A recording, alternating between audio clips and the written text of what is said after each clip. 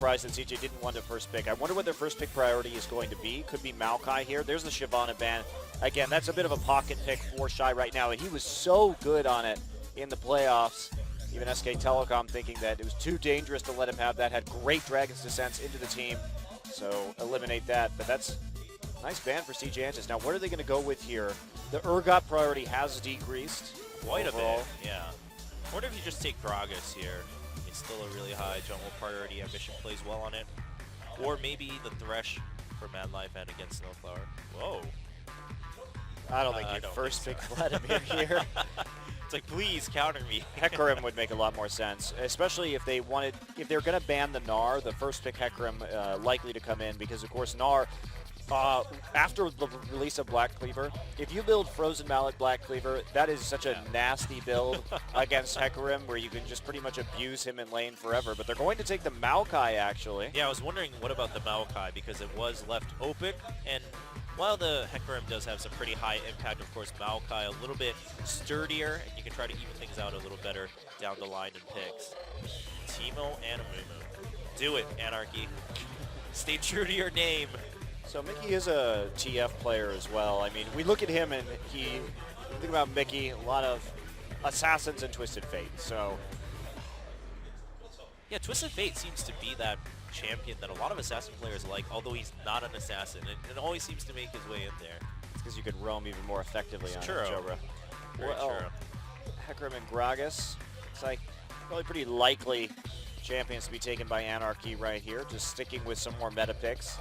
Next to isn't going to be CV Max today and take that Rengar. Please no. It's terrible. Oh, the Thresh. All right, so they're still prioritizing it. Was not impressed during the qualifiers, but maybe it was just a bad day for Snowflower. And Ambition channeling his CJ roots. Going to the Amumu. Do it. Bring back Season 2. And then you just pick Misfortune for space. All right, yeah, Rek'Sai more than likely going to be the pick here. And yeah, the Thresh, of course, you don't have to pick Hecarim this early either, so taking away that Thresh away from Mad Life, I think, probably a relatively decent call, even though Mad Life has been recently prioritizing the Nautilus over Thresh. If he has a choice between the two, he usually goes with the Nautilus. We're looking at the Nautilus being highlighted. Possibly. Rek'Sai, as you mentioned, most likely for the jungle when Gragas is taken away and Rek'Sai is still available. Mad Life, I believe his camera's frozen. I don't think he's steering that. It's like, coach, please notice me. Okay, Nautilus lock-in. So nothing really new here from CJ Antis. Of course, they haven't had too much time between seasons to vary things up all that much. Just a couple of weeks, actually, because we are starting so soon here in Korea compared to a lot of the other regions. And Urgot here, I mean, mostly to take it away from Urgot Nautilus if you do pick it. Scary, but there's no guarantee that Space will also pick Urgot. Yeah, I think you definitely take the Hecarim Sivir right here, or you take Hecarim Lucian and actually force them to have a losing matchup if they go ahead and take the Sivir into the bottom lane. Oh man, the top lane Garen. Oh. I was getting all excited. You were for new Black Cleaver Garen. Is that what you're getting excited for, Chobra? You're a bad person. The Garen and the Wukong's coming back in the top lane. It's happening. The Wukong is returning. You say Wukong, but you forget it's Wukong in English. Wukong, yeah, that's right. It is Wukong in Korean. Well, just proof that I know what language you play the game in. That's true. You got me. I do still play League in Korean right now. So the mid lane matchup. The question is, when you go to ESL, are you going to switch the language to Korean for the English server? No, I'm still much better with the English. I don't really read any of it in the Korean. I just read the patch notes in English, and I just assume I memorized everything as I go forward. Space, please don't pull an OQ. But all right, well, you know what worries me the most is not that they picked Vayne, but that Space has that grid that he always has when he's like, well, I'm going to pick the champion I want to play. And it never worked out for CJ, right? He always did better. We've seen Space play Vayne before, and it's not spectacular. Like, he's not a great Vayne player. Although I will say about this composition, at least they have Ziggs Yes, for wave clear. exactly. Unlike, I don't have so much of a problem with Vayne in this meta as I have a problem with Vayne Cassidy and the utter lack of wave clear. So at least they're backing it up with the Ziggs here. Yeah. So if they need to turtle until Vayne gets big, they have that opportunity. Obviously, there's going to need to be a lot of farming done here by CJ Entis to reach that late game. And are they actually going to play Yasuo? Something tells me not. Yeah, I would think not. They have a lot of knockups for Yasuo all the same. And the shield will be quite effective in dealing with some of Ziggs' autos, but the Vladimir definitely going to be a safer choice. Yeah, especially against such a heavy, front line team from CJ with that Rek'Sai Maokai, and even Nautilus will get tanky up to a point. So, picks all set, and I agree with you, the Vayne on paper doesn't seem as bad. It's just, oh, Space. How will you do today? Which Space has shown up to kick off the season for CJ? Will he give hope to the CJ fans, or are we back to status quo? Oh, the Vayne on Space. I don't know about this one. Space has not made his name on some of these more flashy mechanical AD carries. I think when Space is at just in the other way. It's true. Space is at his best. He's a team player on that Sivir. Yeah. Using a lot of that movement speed, more positionally based as opposed to intensive mechanics. But we'll see how he can do. If he gets into that 2v2, he may have some issues, even with the big Nautilus in the lane as well. So will CJ lane swap here? I think they might. Maybe.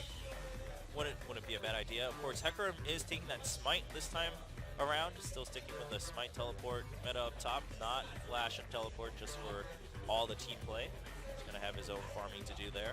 And mid lane should just be a giant farm fest here. Both mid laners actually taking Ghost and Flash, so no one really worried about any kind of kill pressure here. It's going to be all about positioning in these team fights for Vlad and Ziggs.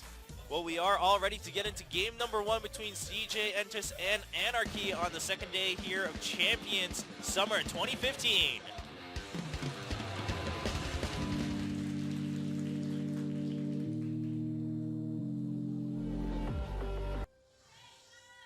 소환사의 협곡에 오신 것을 환영합니다. Lots of Anarchy fans. They're growing by the numbers. I still think they need to just revamp their entire outfits. This is a Korean cast. They just keep getting weirder and weirder on these cheer votes. Mickey, I'm curious to see how he's going to do, because yesterday he just played all of those assassins.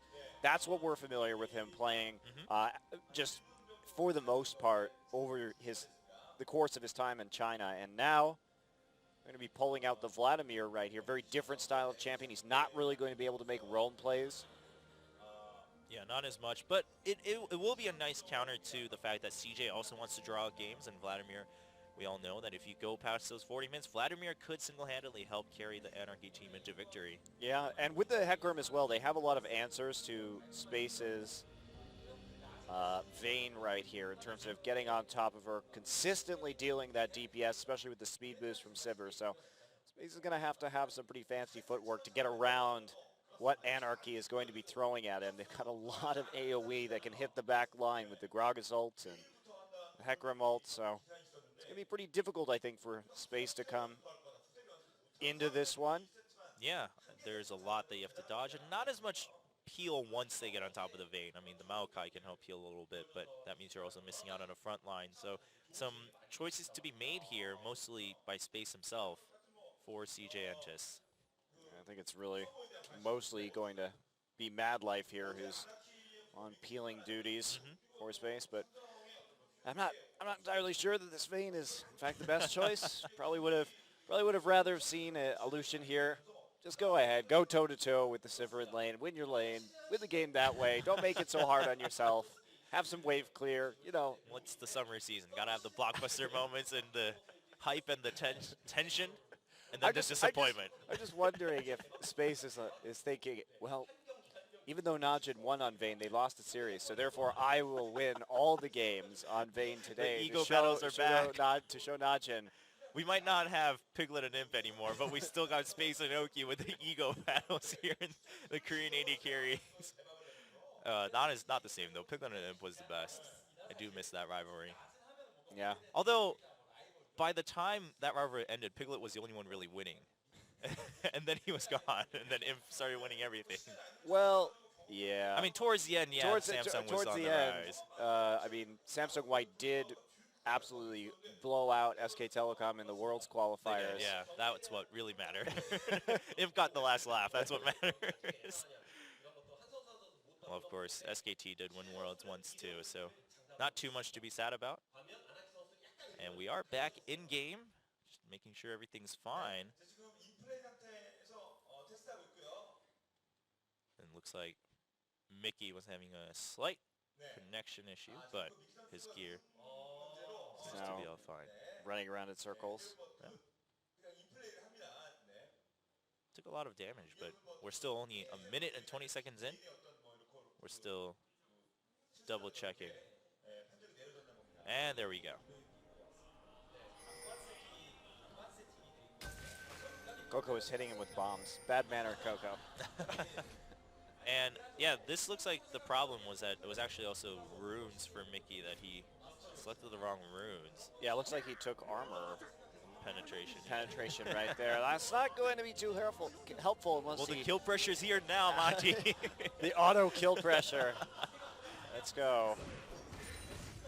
Yeah, that'll be a little rough, but Vladimir, in fact, it might be okay because you're just going to try to safely farm in the first couple levels anyway. Yeah, it looks like he may have just not selected a new rune page, and he ran with his Z runes from yesterday. I had to guess he's still using that same Tournament Realm account and is playing with his Z runes. So this could be interesting for Mickey. All right. Problematic, but let's see how well he can do. So we're not going to get the lane swap after all. Everyone just heading down to their respective lanes, and we are going to get a teleport quickly into the top from Ixu, as he did go ahead and take a camp at Raptors. Just get that little bit of an advantage and grab some extra potions on his way back. So nothing too exciting or extraordinary so far besides Mickey's presumably Z rune page.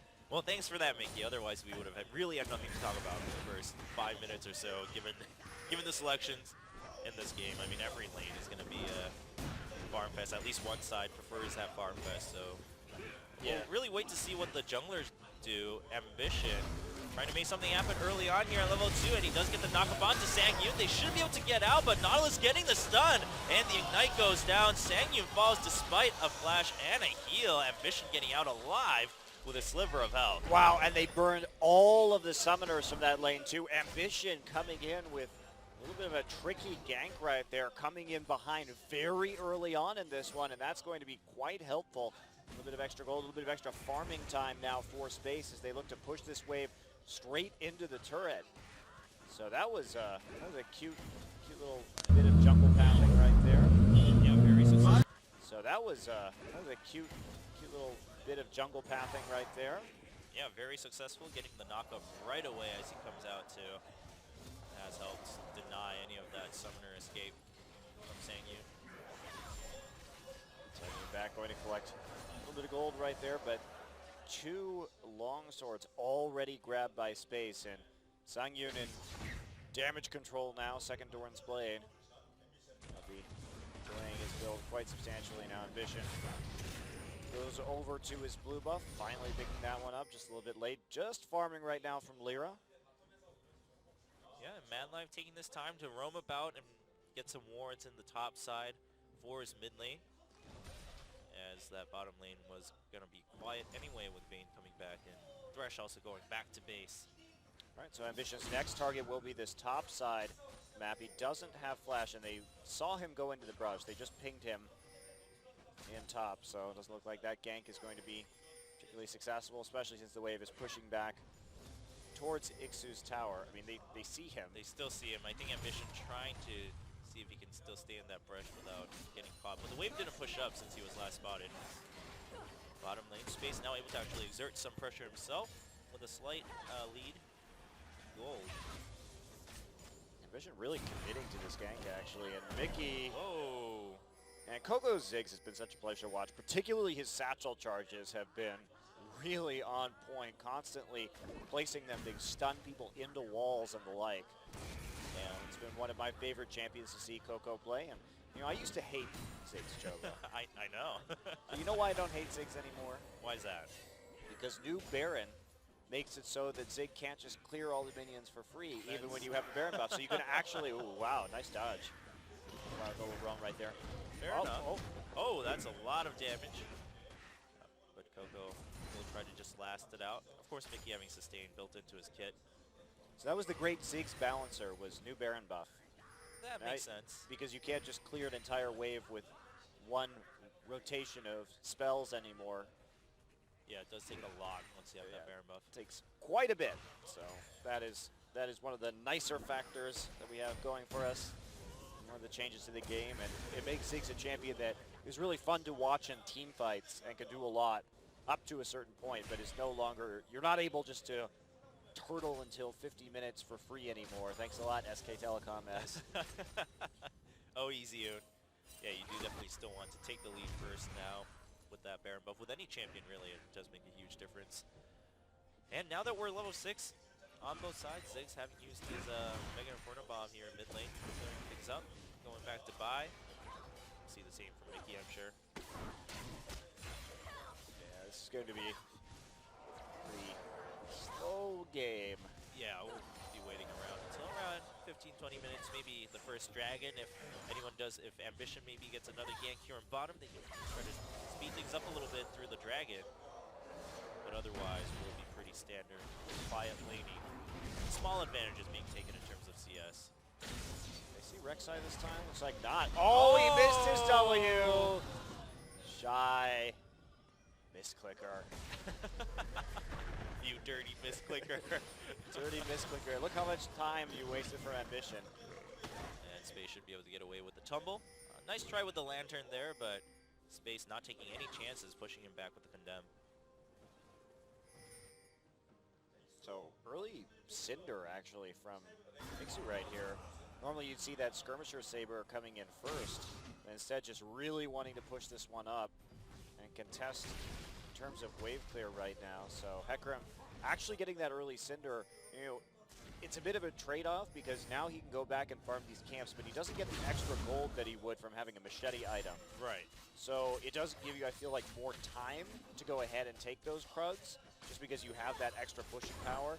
You can back off and then return to lane after shoving it to the turret, but it's not going to give you that same amount of gold. So interesting trade-off in this game. Yeah, nice dredge line onto Snowflower, and Ambition's coming. They don't realize this yet. Madlife in a little bit of trouble. With Teleport coming in from Ixu. He's coming in from behind. Madlife in a lot of trouble. Will get taken out with a quick charge. There's the ultimate from Ixu, but Ambition does burrow just in time. There's Summer to heal. Mickey shows up with Evo Plague. Ambition's going to go down. Mega Inferno Bomb not able to take out Ixu just yet. Shy gets blocked, and he's actually going to get pulled back by Snowflower. CJ in the midst of an absolute massacre and a nice explosive cast pushing Coco out Beautiful before he cast can join. from Lyra. He saved it for so long right there, just bouncing Coco off the fight so they could finish it up. And what a late teleport too by Shy coming in there. Very strange decision making and also poor communication. Madlife going in and Ambition very, very late to that gank. So really well coordinated there by CJ, and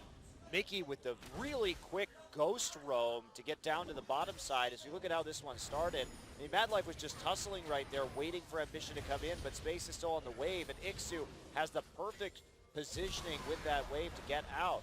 Then here comes the onslaught of shadows, but Shy is just nowhere to be found during this time. Finally TPing into the turret. Look at this. And seeing if he's... Yeah, this explosive cast was the real winner of this fight. I mean, look at that. Boom. Right there. Double kill for Lyra. Well played. Yeah, Coco pinging Mickey going down too, but at that point you really couldn't do much. They were already on the retreat anyway. And Anarchy now with a decent lead, a K gold, but 2 kills ahead. 3 assists for Sivir. 2 kills for the Gragas, played by Lyra in the jungle. Mickey's still making some plays on the map, even only at level 6 right there, finding a way to roam. Not shy about using those summoner spells either, so 1,000 gold advantage for Anarchy now. Big, big swing in their favor. Shine not going to be going for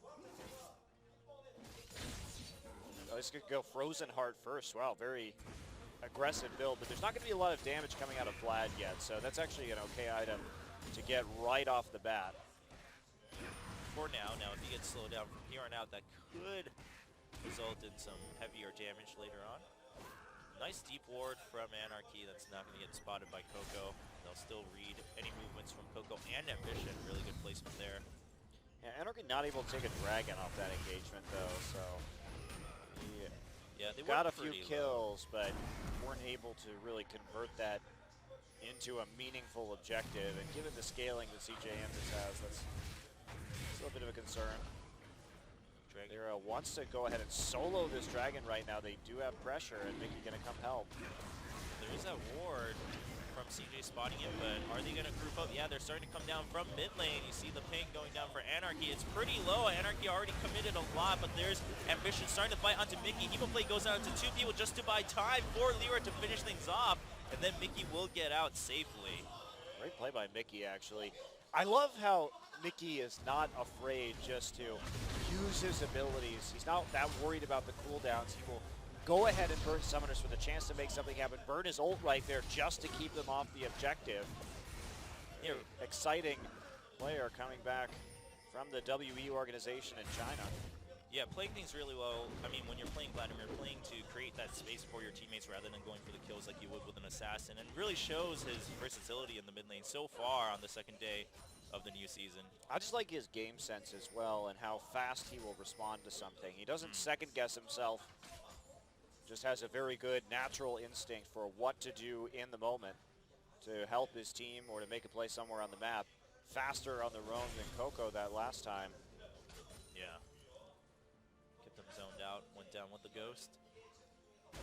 CJ's still not in massive trouble, of course, just given their picks. But they do have to start worrying about the fact that Vladimir is also going to grow just as quietly and safely as the rest of the CJ team is a little worrisome. Yeah, the problem is that Anarchy really has to commit to any kind of engagement. So as long as CJ can continue to poke them out first, CJ's goal should be just to poke and poke and poke with this Ziggs pick, and Anarchy has to go in with the Sivir ult or a Gragas ult or get a pick with Thresh in order to make something work right here. And Ambition in a ward war with Lira, but he can't commit too much. Has to wait until he backs out. Yeah, it's interesting too because this is a little bit of a revenge match for Lira, who used to be part of this CJ Frost organization. Seems to happen a lot with the CJ organization. All these guys coming back, trying to take wins away from them. I mean, he played with a lot of the players on this team. That's true. I mean, they were all there when Lira was there. And he's doing just fine for now. Was a little less active than Ambition, but made it count when he went down to bottom lane for the double kill. But CJ is keeping up just fine post-fight in the bottom lane in terms of gold and CS. A little bit of harassment right there from Coco. Wow, Mickey sidestepping a few of those. More coming in with the Jeez. Wow. There we go. Coco usually not missing too many, but Mickey also just keeping up. I mean, he did upgrade his boots right away. Also has that Will of the Ancients too, so Mickey's set to go from here on out. Wow. That's the fourth one in a row. Wow, Mission shows up in top lane. Iksu gets caught, committed a little too much to a fight with Shy. He is going to onslaught of Shadows out of there. Lira shows up with Snowflower. We do have Mad Life coming in, Dredgelight onto Snowflower. There's the ult onto Iksu, but no one to put the damage down as Lira takes one kill. Ambition has to flash out of that slow, and Mickey really low from a duel with Coco. Mega Inferno Bomb has been used for that. And Mad Life looking for Mickey. He gets to slow, and Mickey flashes away. Oh, does he heal out of it? No, the Ignite, one last stick will kill off Vladimir. Yeah, Mad Life on the hunt right there, but Iksu's still alive. Lira here, they want to take down this tower, so even though they traded 1-for-1, advantage probably will go to Anarchy. And they had nice hook from Mad Life. Nice double knockup, and Iksu, tries to go back for the Lantern, but ends up taking one extra hit from Mad Life. Yeah, it looks like he actually died to the damage over time from autoing Mad Life right there. Oh, yeah. Okay. From the Nautilus shield. Makes makes sense. And Mad Life just freezing the lane as much as possible with his shield. He's pretty healthy, so that should stay until Shy gets there. Meanwhile, Coco will take the first tower in mid lane. And we'll see what CJ can make of that as the game moves forward. Wow, so nice defense there from CJ. They started off that gank. It looked like things were going sour, but Mad Life's Roam does pick up that kill, and in the end, they're able to defend the turret, pick up another kill for themselves, and get that mid lane tower down. So CJ turns that situation to a preferable one. Mickey already with the distortion enchantment as well. He's really looking to roam with that ghost. Well, he's doing a pretty good job so far. Of course, that last time, Coco putting a good stop to that. Yeah, Coco did an excellent job of preventing Mickey from being in a position to roam much at all under those circumstances. And see, even though Anarchy has some great deep wards in, and that's something we saw a lot yesterday, is Anarchy warding for an amateur team is extremely good. Yeah. Noticing it now, too. And Dragon is up in a minute. We'll see who takes Vision there. So far, neither team, all their wards expiring or getting taken out around the Dragon Pit. So who's going to put the focus down first? Teleport up for both top laners, so that's going to be a big point too. And who gets to preserve it a little bit longer, or who forces it out rather. Quick duel in top lane on the map, but nothing really happening in terms of health. Now, Space also having been left alone with all this roaming from Mad Life, but he's been ahead in CS consistently and doing fine for himself. Of course, Snowflower roaming at the same time has lessened the kill pressure against the Vayne. Yeah, and it really has just been about farming down there. I mean, we see Space having that same CS advantage that he took from that first blood gank right there, and otherwise it's just been dead even in the bottom lane. Not a lot of priority coming in right there, so... Oh. Nice spell shield by SIEU. Snowflower ready to turn things around. That could have been really dangerous with Coco and Ambition coming towards the bottom lane. Would have led right to a free dragon for CJ, I'd imagine. But CJ still taking that time also to get Vision all across the river. They're going to spot... Oh, teleport coming in from SIEU. Early teleport in with the home guard. He's charging in for an attack onto Mad Life, and then he'll just back out as if nothing happened. Well, they really want to go ahead and do this, so Shy still trying to recall. He doesn't have a lot of mana. He wants to complete an item before they actually go in. Scuttle Crab is in the favor of CJ Entis. And there's a teleport coming in onto the tunnel. Ambition not able to steal the dragon, and CJ does get blocked by the box from Thresh. Ambition got to go down first by SIEU, but there's also Shadows backwards as Lear tries to chase down Space. Space uses his Blade of the Ruined King. He's still alive. He's going to, no, not get the kill onto Lyra. Finally does with Ziggs' help. Coco and Shy also on the run. Space, but Space is split in enemy territory, and Shy and Coco not going to do too well for themselves either. Boomerang Blade, as Space is going to get noted. There's just a flash from SIEU, taking no chances there. And a nice play from Anarchy, securing the dragon. That's their second one. Shy's teleports today have been so late. He just isn't there to have a presence in these bottom lane ganks. He hasn't been there in these team fights. I mean, SIEU TP'd early, sure, but they had the crab. They should have had the position on that dragon to start things out, and instead they lose that little team fight right there, and the dragon going 1 for 3 as Anarchy finds it pretty easy. Ambition's already cut off right there. Looks, Shy is only coming in right now. That Ambition is dead by the time he actually joins the engagement. SIEU's going to ult backwards just to stay alive, and Vicky zoning out in the front right there. Lyra will go down to Ziggs, but they're able to chase down Space. Songyun and SIEU running him down in the end. Ward in the brush, and SIEU's just going to go back. Doesn't want a chance. And Songyun will go for the flash right here, and then go ahead and spell shield just in case that condemn comes in. Yeah. Really good explosive cast from Lyra this time too, separating all of CJ outside of that threshold. You know, to some extent, I wonder if CJ slightly underestimating how organized and how quick Anarchy is in their team decisions. At the same time, a lot of credit to Anarchy. I mean, even without a coaching staff, they do seem to be really on top of their game sense and communication. Yeah, absolutely. I mean, I'm very impressed by what we've seen from this team so far, given their circumstances. And here we go. They are going to go ahead and take down the tier 1 in the bottom lane, furthering that old advantage they have to a couple of K. SIEU now pretty healthy. He does have his full Skirmisher Saber prepared with the Cinderhold. Now he's going for the Trinity Force as his next item. This is a bold pickup, but he's doing well against Shy in that lane, so he's going to be able to be a little bit of a bully right there. And it's just his primary job to kill this Vayne. Yeah. And he can get on top of Ziggs actually pretty easily too. Ziggs doesn't have a whole lot of feel for himself when it comes to a Heck Grip. And if you have to use that satchel charge early, limits the amount of crowd control you're actually going to have during the team fight. Lyra doing a good job of just zoning Coco out right there, forcing Coco to use his ultimate on the wave just to clear it. Yeah, and they are, CJ's still just trying to buy time for space left alone in that bottom lane to farm up freely, but they're giving up a lot because of that. They can't contest his blue buff as well. The middle tower will still get pressured. Okay, thank you, Lyra. That was a little odd, but he'll secure that blue buff just fine. Trading turret for turret as well, so everything remaining even on that front. Space just furiously attempting to farm right now, but he's still a little bit behind in terms of that CS. Yeah, and eventually Anarchy will go towards that bottom to clear it up. Not a big wave threat as it pushes it and gets cleared by the tier 2 turret. And otherwise, I mean, it's going to be another wait until one of the teams sets up for a good team fight. Right now, Anarchy in favor to do so, just in terms of the pressure they're exerting already across the map, and the fact that they are ahead in terms of gold.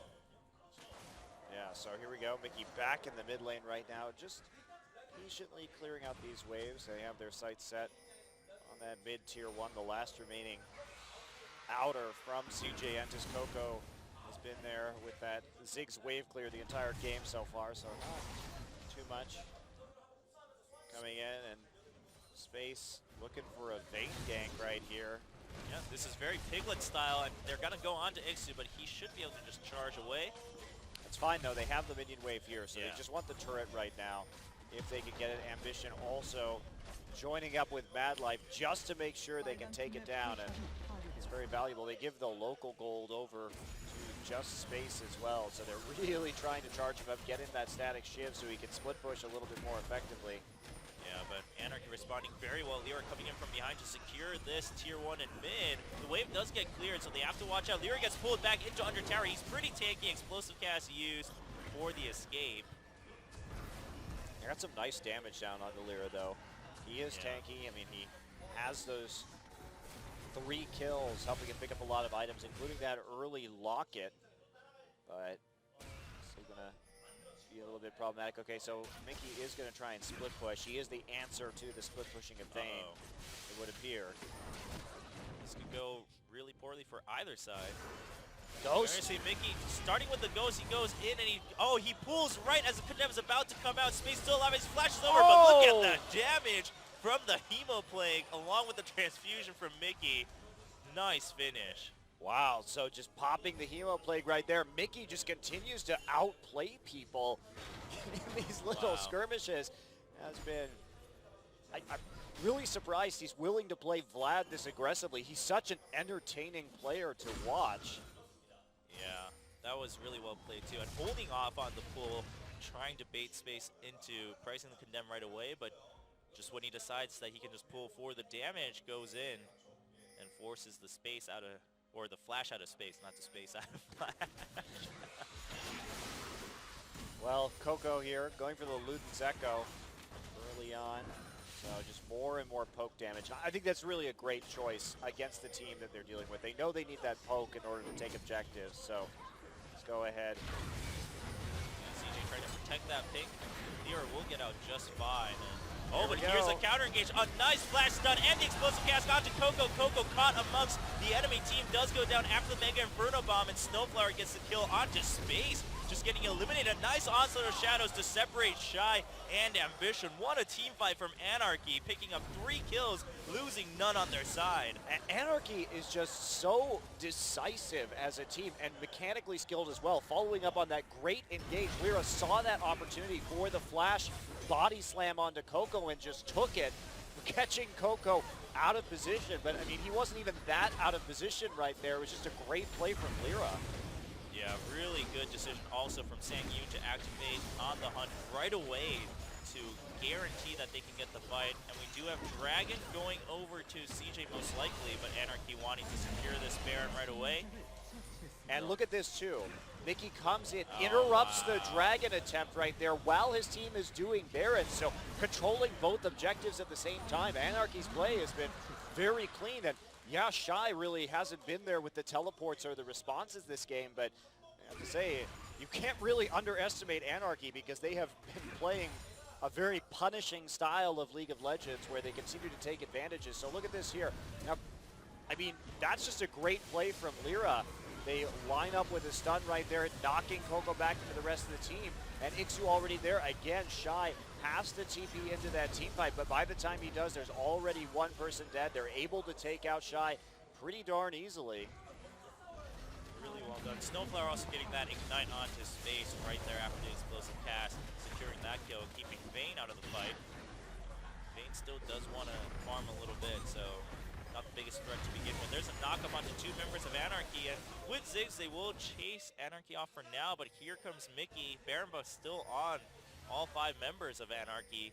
It's a lot of pushing power coming in with the Sivir and Vlad. Well, Anarchy also has every opportunity to 1-3-1 here with Vladimir and Hecarim as well, so it's not really a great need for them to group. In fact, they should split Mickey off into the top lane, so there's a little bit of a mistake right here coming in because there's a big wave that's already developed for them in the top side, and that's what they need to be focusing on in order to maximize their pressure and really take advantage of their team composition and Vlad's split pushing potential. But they're actually just going to let Shy clear that one out. That's a bit of an error, bit of a mistake. Yeah, not taking every advantage they can, but still taking 2 tier 2s, and Lyra also taking that blue buff away once again from CJ. He's been taking control of all the blue buffs in this game. Really taking advantage of the fact that Vlad also doesn't need a blue. And that's going to affect Ziggs a lot too, even though he has a Chalice, or rather an Athene's. It's interesting to talk about Lyra too, because he's a player that actually had a lot of hype back in the day, but he was on the team, the KT Arrows team with Mock Noon that failed to make champions, and then he was on Frost, and probably Frost's most weak state when they were dealing with a lot of mid lane substitutions. They were struggling with GBM, and then with Mock Noon later on. So this is a player who oh wow. Nice hook onto Ambition. Lots of damage to him. That's going to chase up the entire CJ team. But there's a flash forward by Mickey with a Hemoplague. Nice explosive cast. Will secure a kill onto Madlife. Mickey is in a little trouble under that tower after the Zonias, but he's still going to get out alive thanks to the minion wave with all the heals, and Lyra zoning out for him. But can Lyra get out? Space is pretty low, so he can't pursue. That's just really good team fight. Nice onslaught of Shadows to take the tower and then escape from the inhibitor turret in mid. Anarchy just making all the plays in this game against CJ Mickey Entis. continuing to dodge seemingly every bouncing bomb from Ziggs over the course of this game. And you know, CJ needs to bring their A game if they want to beat these punk Anarchy kids who have come back from China with a vengeance. Yeah, this is really impressive actually. Really makes you wonder how strong is LZIM at this point. LGIM? Or LZIM, yeah, if they've beaten Anarchy. Yeah, that's, and they crushed Anarchy too. Yeah. I mean, those were not close games. But again, Ixu is doing a lot more work than CV Max was doing. So that's a pretty big change. And you know, interestingly, during the interviews yesterday too, they said that all their shot calling, or a lot of their shot calling, was coming out of the top lane. Yeah. So not only does it seem like they have a more standard player in at the top lane position right now, they also are relying on Ixu to do a lot of the shot calling with them. So I think that's 2 pretty huge changes that they made between, I mean, this past weekend and right now. I mean, it probably helps a lot. Imagine playing solo queue. Would you rather listen to a top lane Hecarim or a top lane Rengar? I mean, I would listen to the Hecarim any day, man. To be fair to CV Max, he is the original top lane Hecarim here in Korea, so. Fair. Anarchy, they did end, the Baron buff did end for them, but Dragon coming up in 2 minutes. They have 3 stacks and none for CJ. CJ starting to get a little bit concerned about the Dragon stacks here, let alone being behind 9K in gold. And 2 inhibitors, or 1 inhibitor opened. The top one was pressured quite a bit, but it did dive, so the mid lane inhibitor also opened. CJ a lot of pressure. They're starting to run out of that time to help Space grow into a monster carry. And then they still have the job of protecting him so that he can execute all the kills. Going back to Lyra, I just think that this is a player that never really got a fair shot. on the teams that he was on due to a lot of factors that didn't really have a whole lot to do with him. And so it's nice to see him come back from China, from the OMGB team, and perform now. Oh boy. CJ starting a fight onto Lyra, but was that really the best choice as Ixu comes back in? Mad Life super low. Nice explosive cast disrupts the entire fight and leaves Shy alone in the front lines. But Mickey gets contained, but there's the Zonias and there's the Onslaught Shadows to try to protect Mickey. Mickey is still alive. Right there with the Ghost and the hook, not hitting onto Ziggs, but at the end of the day, it gave them enough time and space to take out the inhibitor. SiÄngyun also still pretty healthy. Seems very mechanically impressive. Yeah, I mean, the fact that two of them are escaping with 100 to 200 health really says a lot about their team communication and individual mechanics in terms of avoiding damage with that. Oh, there's nice another hook onto Coco. Boomerang Blade does get avoided with the flash, but Ambition takes a lot of damage. SiÄngyun flashes for a nice lantern to help keep him alive after that try for a kill. Now, Snowflower really kind of justifying those early Thresh picks in this game because his presence in this team, in these team fights on Thresh, he's created a lot of opportunities, nearly picking up another couple kills right there. Some fancy hooks and lanterns. Yeah, and SiÄngyun, just a level of trust right there for SiÄngyun to flash forward and go in, and then Snowflower's positioning to drag him right back out. Prevents CJ from doing anything about this dragon, and Anarchy. Well, they're in a very heavy lead, nearly 10k gold, 4 stacks of dragon, and Baron coming up in 20 seconds. We did see pings going down there. CJ trying to finally get a blue buff for Ziggs. Will they contest this Baron or at least hang around to make sure that it doesn't get taken? I think they have to. They don't have much of a choice. Vayne is in the mid lane right now trying to deal with some of these super minions, and there's Ixu's just going to go back to base and sit there with home guards while they contemplate and engage. I mean, Vayne also hasn't been able to get more damage because of having to get home guards. After all that push in mid lane, Ambition gets some damage on him by Lyra. Lyra just pressuring in, and they're waiting for the teleport coming in from behind, and Ixu does get stopped by Mad Life, but they're still going in. There's the chase, Onslaught Shadows, and Explosive Cast keeps the CJ team divided. Not as much damage falling through, but there's a nice hook onto Mad Life, secures 1 kill. And Anarchy, will they continue to push through? Looks like they'll have to back off. No objectives to take here in the mid lane. Nice try with the Mega Inferno Bomb, but most of it getting negated with the Locket and the pull from Vladimir. Wow. Well, that was a very well set up and communicated engage from Anarchy right there. Ixu had a lot of patience. They used that minion wave to cut off their opponent since CJ had to deal with the super minions in the mid lane. Snowflower still there playing around the speed shrine, trying to find that, and here we go again. Oop. Nice try onto Ambition, but Ambition will just burrow out of there.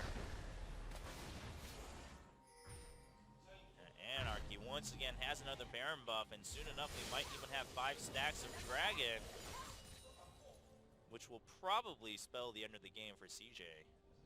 Well, I think teams need to start taking Anarchy seriously. I mean, their ability to outplay some of these top teams in Korea is impressive at the very least, and so you can't fool around on a Vayne against a team composition with a Sivir and a Hecarim. I mean, you'd be... I mentioned this at the beginning of the game, but there's a lot of ways to get on top of this Vayne right here for Anarchy, and they're doing a wonderful job of just completely shutting down space. Last Whisper does finally come out for space, but no defense items. Comanches or a Guardian's Angel to keep himself alive, or a Quicksilver even at that. It's also SiÄngyun is a bloodthirster up, a full core item up on him right now, so it's not really comparable. CJ, unless they pull out some sort of miracle, we're certainly going to lose this game, finding themselves behind 12k at 34 minutes. Very shocking result. Well, maybe it's just the destiny of the new rookie team every season. They're going to go undefeated in the first round, get enough wins to secure a spot in the finals. The Anarchy's played this game very well. They're playing very well. Lyra gets caught, but he's taking enough that he doesn't mind. SiÄngyun gets some free hits onto the inhibitor turret. And of course there is that cannon minion with the Baron buff. Just chipping away one shot by one shot. Meanwhile, bottom lane does get pushed down by Ixu. No one there to stop it. Space is heading down there, but so is Mickey. Space has to watch out. The inhibitor is not going to be saved as Mickey shows up for some threat, and looks like Anarchy looking for the final push here as they take down all 3 inhibitors. CJ knows they have to start a fight. It's an absolute mess at the Twitch the double towers, but Snowflower getting caught under the double towers at the Nexus. Madlife escaping just in time, but Space, he has to leave the fight, can't do more damage. Lyra still at half extra health with the shield, and Mickey just trying to pull for some extra damage, buying time for SangYun and Ixu to finish off the Nexus and get a win for Anarchy in today's match. Well, praise Helix.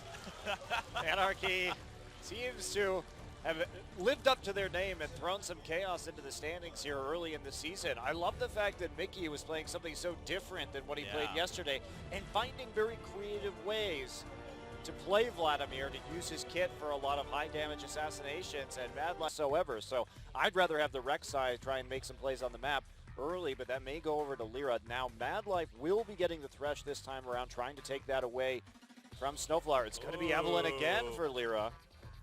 Some good play from him yesterday on Evelyn.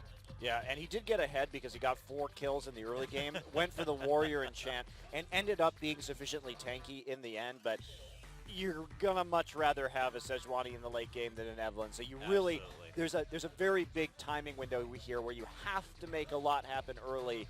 Otherwise, you're going to be far worse than most other junglers in this patch. There's the Alistar pickup as well. And there's still the possibility of an Alistar Urgot lane coming in if they want it.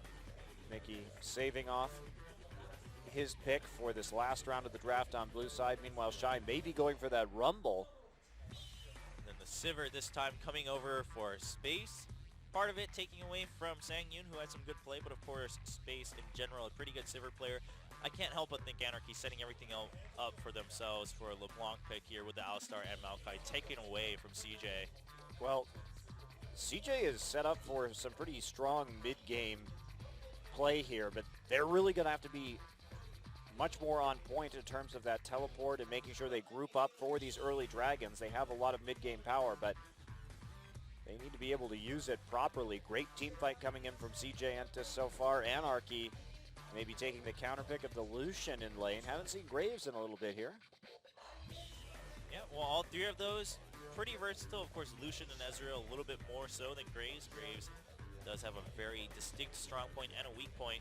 Problem with playing Graves into Sivir is you can just spell shield Buckshot, and then he's standing there at 0 range, kind of taking auto attacks right to the face and getting ricocheted. So not exactly ideal, but let's see if this Ezreal gets locked in instead alongside the LeBlanc. Pretty safe pick, high mobility to deal with the AoE damage from Rumble and from this Sejuani.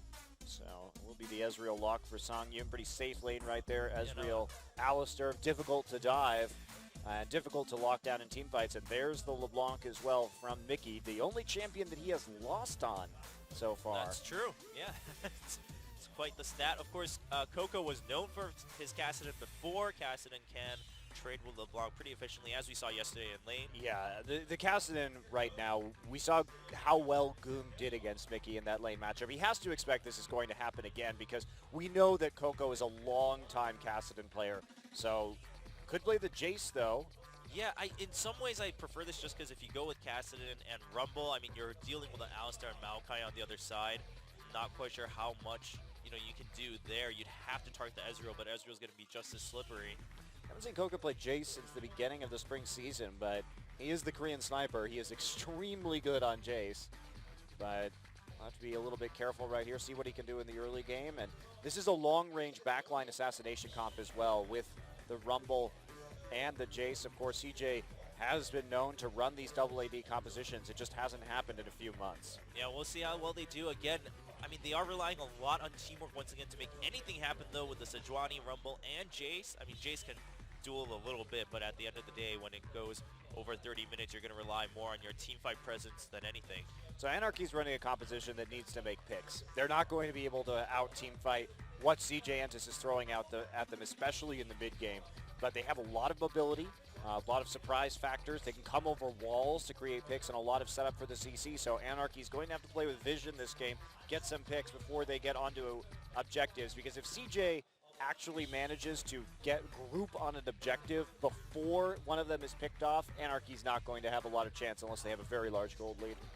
Very true. CJ, can they bring it back? Anarchy is leading 1-0 after their upset win against Najin yesterday. Can they continue that trend and hold on to the first place here in Champion Summer? Or will CJ just fight back to take it to a third game and the last game of the day? Find out as game 2 starts to load in. Anarchy with Mickey coming back for the LeBlanc. He wants a win on his signature. Welcome to Summoner's Rift. I feel like the Anarchy fans are getting louder and louder after every win. They feed off of the tears of the Korean pros. Well, I wonder, given how good Lyra... CJ. Well, we might as well go to the last game now. Given how well Lyra and Mickey have done, I wonder how good Deft would be if he came back to Korea at this point. Oh man. The return exodus of Korean players. It's actually, Samsung actually just dispersed into China to grow even stronger. It's the double agent plan. You send them there for a season and then you reunite all the Dragon Balls back in Korea, and that's just lights out from there. And they still have to take a win away from SKT and MSI. I mean, that's a pretty scary thought. All right, so CJ also relying quite a bit on Coco. Yeah, that ward right there is just because they're trying to make sure that Maokai isn't stacking saplings at Raptors. Instead, Maokai will be stacking saplings at Wolves. And Coco's sitting there to see if he can get a shock blast to maybe take away some of these saplings, if that's what's going to happen. But that is not what's going to happen, but still a nice little ward trick right there. I like Coco's positioning. Might as well set yourself up for some kind of advantage. And Anarchy will be going for that red buff first. Space and Mad Life not going to be taking Gromp, instead heading into lane. I think they're expecting a lane swap right here, but they're not going to get it. Yeah. And start freezing the lane. Yeah, so Shy will just leash and not follow the jungle around. He will go right into lane 2 after noticing that the lane swap probably not going to happen. Lyra doesn't have a lot of great opportunities for ganking, but again, remember Anarchy's style has been relying on hard CC in the side lanes, and they have that Maokai and they have that Alistar, so that's probably where he's going to be looking as we see level 2 gank coming out onto Coco. Coco has barrier and flash though, so this is not going to be easy. Yeah. I think he's just going to have to back off of this one. Yeah, Lyra may be looking to blow a flash from Coco to make things a little bit easier for Mickey to trade. Oh, he is going to find a chance here. They're going in, get some damage in, and they will get the flash as Mickey lands his chain. Yeah, more and more level 2 ganks. You saw so many of them when you were casting the qualifiers. That's non-stop. Yeah, it's that kind of cheese is making a little bit of a return. We saw some of them yesterday as well. So time for Prey to come back with the Twitch level 2 ganks. Take red first and then go into the mid lane as Twitch. Yes, that is the Najin Sword special back in the day. Dealing with that kind of stuff must tilt you so hard too. Yeah, if you see Prey show up with a red buff, you're like, really? Dirty, dirty cheese. Well, successful gank to kick things off for Lyra, so that's pretty good news. And SIEU going down the river just to see, if he can scout any extra information, also to prevent Ambition from perhaps coming all the way to the top lane before they see him, as he did have a nice push in top lane. Ambition just waiting right there, making sure that Jace isn't going to overextend. Ambition doesn't have any pink wards to help out around this mid lane quite yet, going back and just picking up a Trailblazer, so he's making up for it by having a little bit of presence in this situation. And Lyra's back. Oh, the flash and the chain. He's going to get snared. No flash left for Coco. He does still have the barrier, and he's going to have to pop it. Nice aggression, though. Mickey making an attempt right there. No Sejuani in order to come back in. So they get the other summoner spell at the cost of 2, but they get the recall as well. And Lyra still has flash if he needs it. Smart of him to hold it right there, though, knowing the barrier was going to come up and that there wasn't going to be an opportunity to finish off that gank. Really well done by Lyra. Lyra also got the crab, the scuttle crab on top side, so SIEU's going to be safe without any help there. And Mickey's still got some opportunities after he comes back. I mean, Coco doesn't really have too much damage right now, and he's going to want to build up that tier anyway in mid lane. So Coco will have to watch out. Meanwhile, Shy really low after some miscalculated trades, it seems. Wow, and This is a really late tier as well on Coco. Yeah. Having to recall twice already in this situation is really quite poor for him. You can see him falling behind in terms of CS, and he's going to have to recall again if he wants that tier. So we'll keep a track of that and see when he gets it, but it's going to be delayed, and it's a tough decision about how delayed it's going to be because, of course, he wants to stay in lane and get the wave in the right place, but the longer he waits, the less stacks he's going to have, and the slower he'll get that Muramana. So tough decision coming from Coco. Yeah, either way, you're going to have to lose out on one thing or another, and the rest of his team will have to try to make up for it. Whether it's by a gank or the side lane's growing, so he's just trying to burst down the wave quickly, and then going back, he will find a small window here to do so. Ambition being spotted, he will try to clear out that pink. Yeah, he's scared of he can't do that right now. He has no idea. I mean, look at CJ Endis. They have no wards on the camp right now. They have zero clue where this Evelynn could be. Ambition's going after this is so dangerous. Oh, he gets caught by Snowflower. Lyra chasing up. Will Ambition have to blow his flash? Looks, nope, he is just going to back out. The Scuttle Crab still goes in favor of Ambition.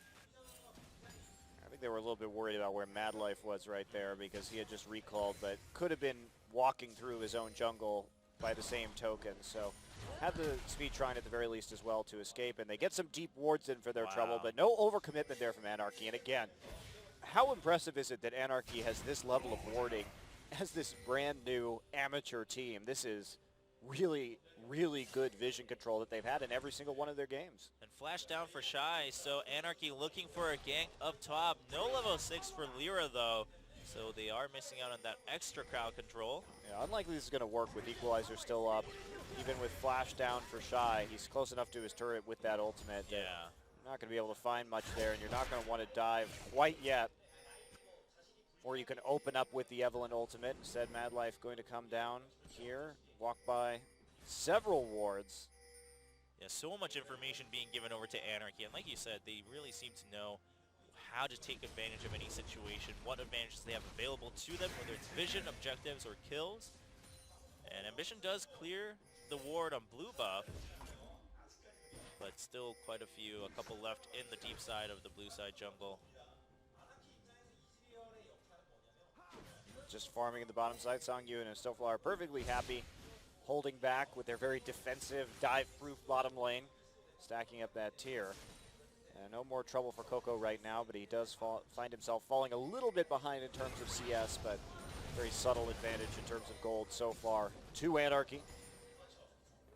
And Shy trying to play defensively up against this Maokai.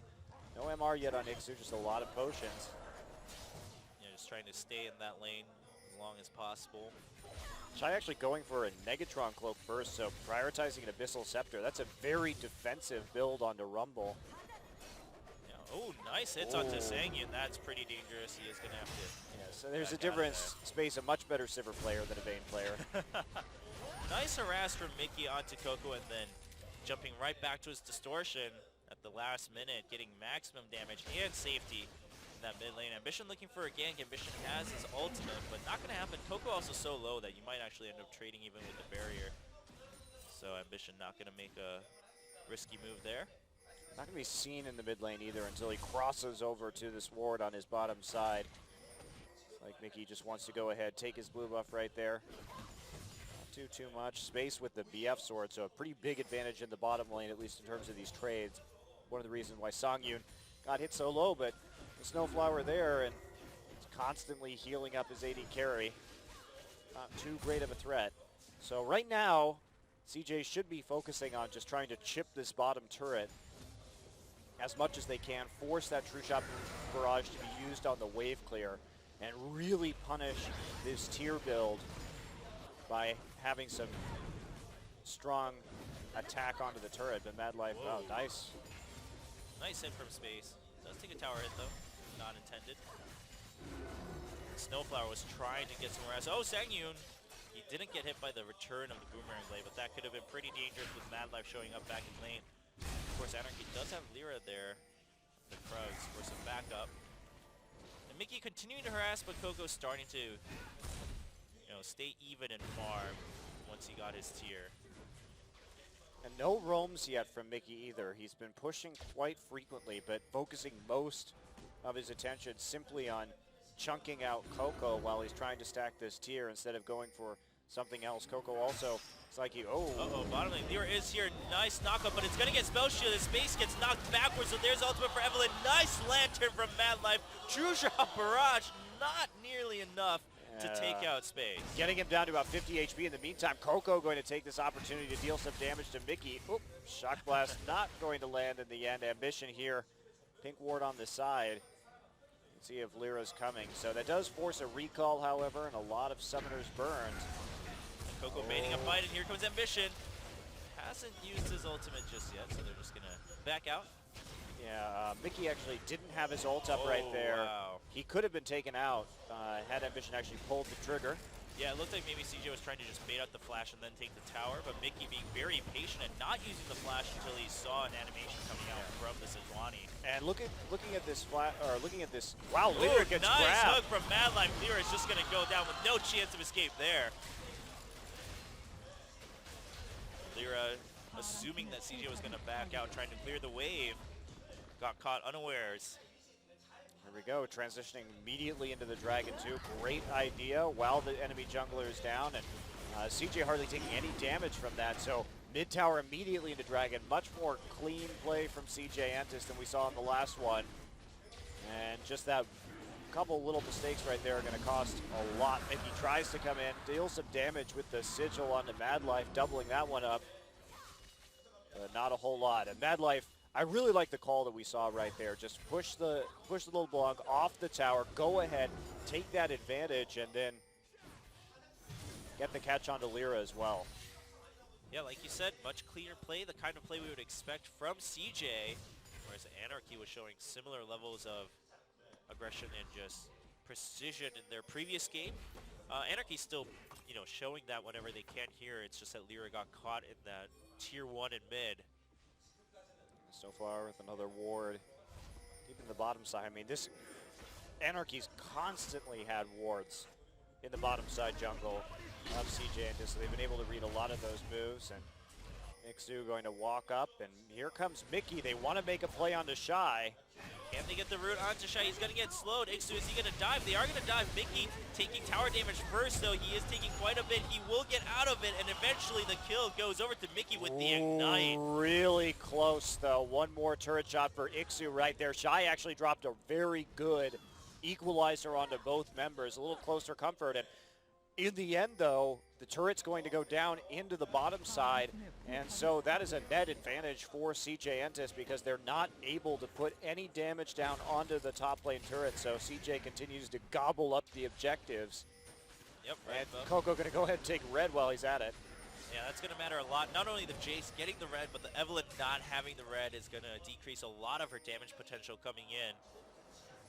Yeah, look at this, too. They use the absence of the mid laner to get control over the bottom side jungle for CJ. Nice cross map play overall. And they're just going to keep shoving forward. And CJ is starting to get into a very good place right now. That tier onto Coco. Of course, him getting that first blood gold. You see that damage. Takes a lot of damage, but he does get the chain onto Coco. There's a knockup from Snowflower, but Coco is going to get out with the exhaust. Mad Life gets a kill onto Mickey, and CJ will turn right back onto Snowflower, the only one left for Anarchy. As he goes down, Shy picks that one up, and CJ now up 4 kills to 1. And great ult there from Ambition as well, just closing that gap with the flash in order to pull it off, and finding some of those more elusive champions like LeBlanc on the back line. Now they're going to take the blue buff. CJ playing a little bit more seriously, I think, this time around, and now they're going to transition straight into the top lane, cutting off Ixu's path and just allowing space to go to town with this large minion wave. And CJ transitioning really well, not leaving any room for Anarchy to try to get it margin back, and Ambition will get caught, but Ambition actually gets knocked back. He still gets the lantern at the last moment. The True Shot Barrage was almost enough, and Mad Life blocking the sapling too to ensure Ambition's escape. Meanwhile, Space will have to use on the hunt. Does get slowed, and there's a hook onto Mickey. Space tries to flash out. Is going to get hit by the chain. There's a summoner heal, but Space will be left behind. by CJ and just no real chance to save him there. Well, he was trying to push that lane all the way up into the next turret, to which he succeeded, but at the same time found himself a little bit caught out because Anarchy reacted immediately into the top side of the map as they respawn, just all crowding into their topside jungle. Insufficient wards up there for CJ Entis, and they end up paying for it.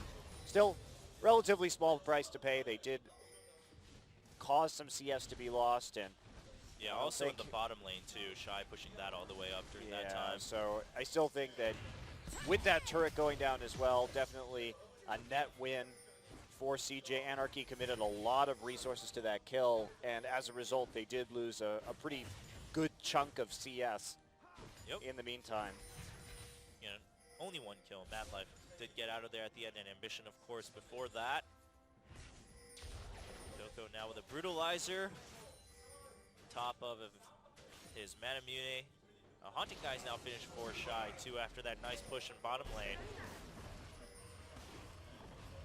All going to be about this next dragon right now. Shy finally has that Haunting Guys as well as the Abyssal Scepter, so a lot of magic penetration coming in and really no MR yet on the side of Anarchy. Those equalizers are going to hurt a hell of a lot with that flat penetration right now. I mean, we're talking dealing close to true damage at this point. The Anarchy has to simply not get hit by those. They're looking for an opportunity here in bottom, trying to set something up leading into the dragon. Ixu also here. Bottom lane, they will all get spotted by a ward. Ixu gets hooked by Mad Life. There's Ambition going in with the knockup. Ixu actually dives back in to avoid some damage and start the fight for Anarchy. Nice ult from Ambition, locks 3 people up, and Space will get a kill. True Shot Barrage, not enough to finish the fight. Equalizer coming in from Shy, and Coco shows up to take out Lyra. The chase trying to continue. Hook not going to connect though. Ambition meanwhile chasing down Snowflower, and there's just a nice headbutt on that Sejuani.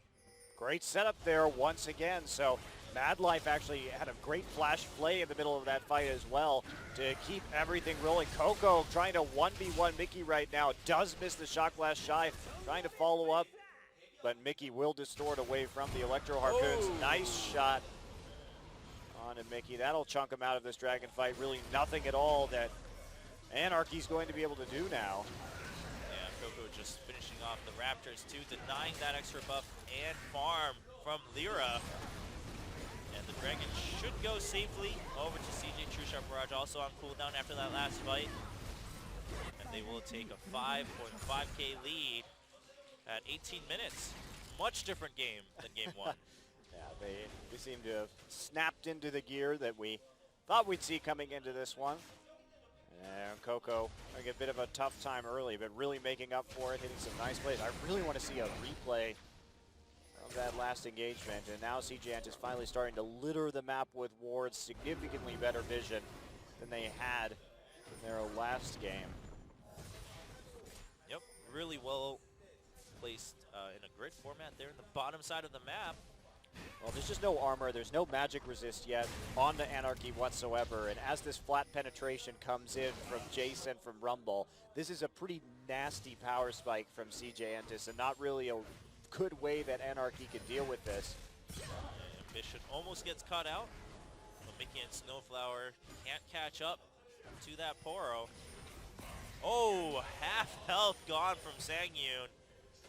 Coco starting to already hit really hard before that last Whisper is finished. Ambition does get caught by Mickey, but maybe it's the other way around. Snowflower will have to delay the fight for his teammates. Coco gets hit by a True Shot, but another piece of health gets chunked down by Snowflower to try to chase through. Big Lantern coming in for Ambition. There's the play onto Snowflower, and Space will pick up that kill. Yeah, even through the Unbreakable Will right there, still knocking down that Alistar with relative ease, and now this big siege comes in. Great siege composition. Mickey tries to deal some damage, and there's the flash from Ambition.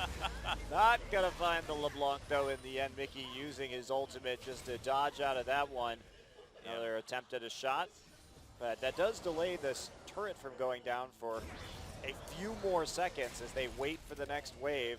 Yeah, Lyra and Sangyun are coming back. Mickey trying everything he can to delay and turn this into a win as he goes back in. Nice special from Space, but he still gets caught by the twisting advance. He's alive, but all members of CJ Group eventually goes down, and Shy also takes out Lyra. Mickey tries to go back in with another distortion. There's the equalizer. Mickey does Shy make it on out the of there, and he's locked in with the chain, but SIEU nearly going down to the burn damage. Shy is just, wow. He's just this ruthless killer right now. You know, we don't. Oh, wow, distortion at the last moment. Coco just shy of a kill there.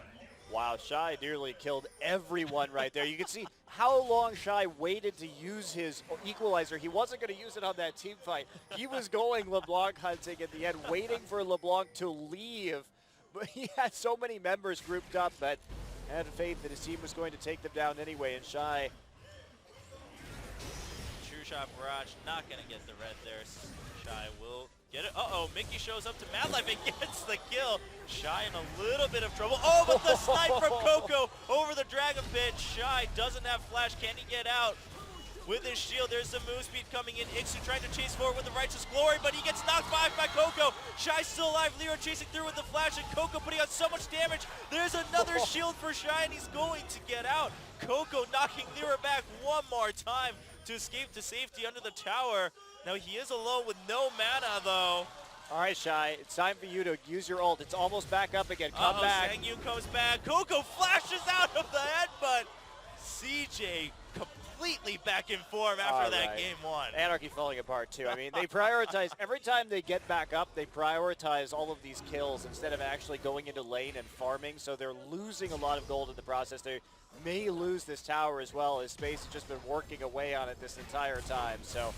Space blocking it with the spell shield, and he tries to on the hunt away, but he's doing a lot of damage to Mickey. He's trying to duel him, and he gets him with that one last hit. Escaping with a sliver, and SIEU gets caught as he tries to get the hunt with the true shot. It will not hit. Meanwhile, SIEU will pay for it. Anarchy fully on tilt. All right, Anarchy, calm down. They played the objective so well last game. This time around, they're just getting a little bit crazy as they revive from death and choosing to ignore a lot of this farm or the pressure that CJ is putting on the map. I mean, to be fair with their composition, they do have to get picks. They did choose a pick comp during the draft, but even so, what a hilarious escape from Shy right there. That was pretty impressive. I mean, Coco doing his fair share there, taking out Mickey and also having some good knockbacks. Yeah, this Leandri's pickup is so smart from Shy right now too, because everyone has been just stacking flat health, or at least Evelyn and Maokai have, without any resists right now. So the Leandri is going to be extremely effective in this particular circumstance with the flat penetration that he already has. Yeah, Glacial Shroud onto Ixu is not going to help against the Rumble. We'll hope minimally against a Jace with a Brutalizer and a last Whisper. SIEU gets caught, and wow, doesn't even need to go for the hooks play. have been so good this game as well. The damage follow-up really good from CJ. Ambition did take quite a bit from the tower, but that's okay as Mickey gets caught after he jumps in with the distortion, and CJ's just going to charge through it. Coco, just the trade coming in to flatten all of Anarchy, and Ambition's still alive. Those hooks. That was really good against Mickey. Completely shut down the whole point of a LeBlanc, which is to jump in and out doing damage with distortion. Lyra's still hanging around. Maybe he's trying to look for a straggler, but he's not going to find that chance as Madlife doesn't get hit by the Lyra's still here. He's going to try and delay these recalls. Lyra got spotted at the last moment by Shy, so Madlife trying to turn it around for another kill for Space. Won't hit the hook that time, though. Okay, got to turn right onto Dragon right here. Shy does have his teleport up in case he's needed, trying to get some of that farm onto the top side before he does, though. And nice defensive warding again here from Anarchy. That's been something that's been consistent throughout this entire game. Go ahead, get those pink wards in. See, they need those to win this game. They have to make a pick. And they have to hope that CJ's going to try and walk in there when they don't have a large amount of vision. Anarchy charging up right now, trying to get this mid turret while it's relatively undefended. They're going to take some Oh, damage. man. Here we go. CJ tries to turn it around after a nice snipe by Coco, but space is pretty low. There's a summoner heal, and the hook not going to hit from Madlife. Ixu gets drawn back with the play, though, and Coco will pick that up as Anarchy goes a little too deep. There's the equalizer onto Mickey. Mickey goes down, and Shy coming in from the side. The Monster Rumble gets a double kill and an ace for CJ Entis. Wow. Shy's Rumble ults have been so good this game, Wow. and there's the surrender. I mean, it was nearly over anyway, so. Yeah, They banned Gragas last time. I'm not sure how effective that was. They may try and switch it up to Jace this time around. All right. They're quite worried about, so will they ban the Callista this time? CJ Entis, I assume that's going to be the final ban to repeat what we saw in the last game. Now, there was some concern, of course, for Lyra's Gragas after game 1, but is it ban-worthy over a Callista? That's a pretty big question. I would figure the Callista ban. Callista definitely having a much more impact if it gets out of control. Do you just take the Gragas out here? Well, Maokai has been first picked on blue side in both of the games so far this evening, but you have to be really worried about Shy's Rumble. Ixu, see if he may be comfortable in that champion. It's not something that he's really shown yet. Yeah, I really think maybe you do just take the Gragas. A lot of it last time also seems to have been because they wanted that LeBlanc pick and they were taking those away as an option from CJ at the same time. Well, they're going to avoid that. They're just going to take the Gragas and see how CJ responds with the first 2 sets. Ambition had a really good Sejuani game. Will we see that return, or will we see the Rek'Sai come back out? Or the Nidalee for the maximum poke composition now that Jace is gone. No, I don't think so. I think this time you might as well go for the Rek'Sai, try and match that early game aggression. Even though Ambition did have a good game on that Sejuani last time, it's like he may just be power farming his way to 6 once again. And I like that CJ Entis has this last pick as well. I mean, Mickey obviously the major threat, as well as that synergy between Mickey and Lyra when they gank the side lanes. So if you can neutralize him, perhaps you could do something. Now, they're not too worried about giving that LeBlanc up again, but remember that Coco also a major threat on LeBlanc, so Thresh Sejuani, same first 2 picks as the last game. Yeah, going for something that doesn't really give a tell necessarily on their team composition. Both really safer champions. Of course, a signature one for Madlife. Madlife was so good on that Thresh in the last game. The number of hooks he landed, the way he played those team fights was very reminiscent of Madlife of old. And that's what I like to see, Chobra. Don't we all? Don't we all? The old Madlife blitzcranks. I don't think Anarchy likes to see it, but they may be the exception. All right, Hecarim and Sivir will be locked in. They don't want to give Space that champion. That is kind of his signature over the past season. Back to him once again. Space has the option to play Lucian right here. Space will play Corki from time to time as well in this particular situation. And it would set them up again for a nice mid-game power spike, which is what they rode to victory. Ooh, he played Jinx in their playoff match. It didn't work too well for them. They're going to lock it in, though. He's not smiling, but he shows a lot of confidence. And are we going to see that Rumble come in again for Shy? Hecarim has already been selected in the top lane on the flip side. And of course, they do want to keep that mid lane as the last option against Mickey to counterpick. Looks like it might just be Rumble, all right. Locked in. This music is a lot more bass heavy than when I was listening at home, it wasn't this hard, but in the studio, it really gets you into the groove. It's grooving now. I like how it switches between the old one to the new one, too. Just makes it for a more interesting... There, we're back to the old one. All right.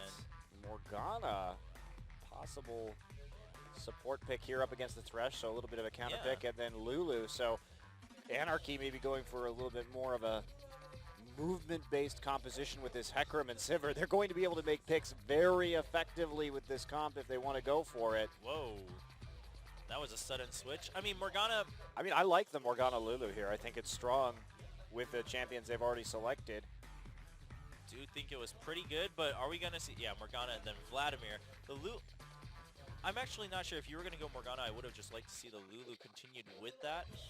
But Vladimir, yeah, you have 2 spell shields in that case. Could be a strong situation. Of course, the Cassiopeia Vladimir not going to be putting much pressure on the Cassie early, so you're going to get a lot of time to farm up your tier under those circumstances and really try and bully out your opponent. This would be a good situation for Cassiopeia to be in. Generally just a good pick against a team that has to run at you for any relevant form of engage, except for the teleport coming in from Hecarim. Yeah, I think I would have preferred the Lulu here, frankly.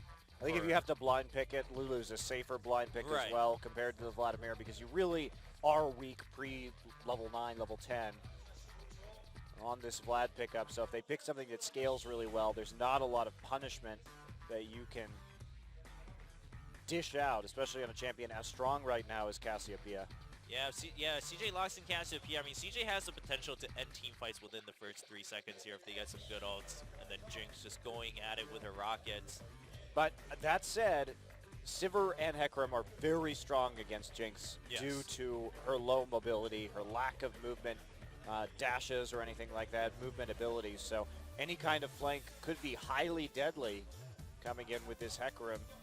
And of course, just that threat of running straight at somebody as well with the Sivir ultimate.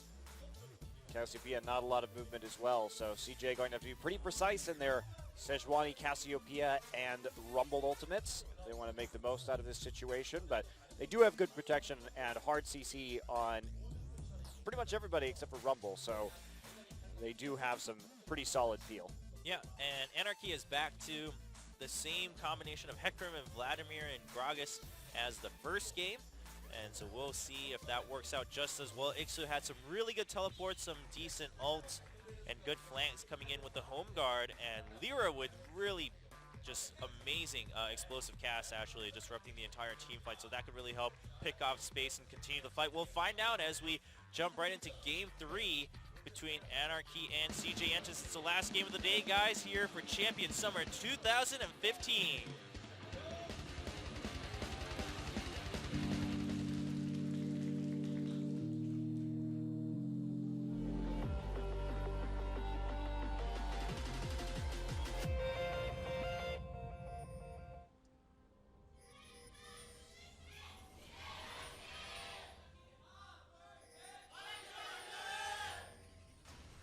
Game 3, Mickey going with that Flash Ghost again, and this time Ignite for Coco.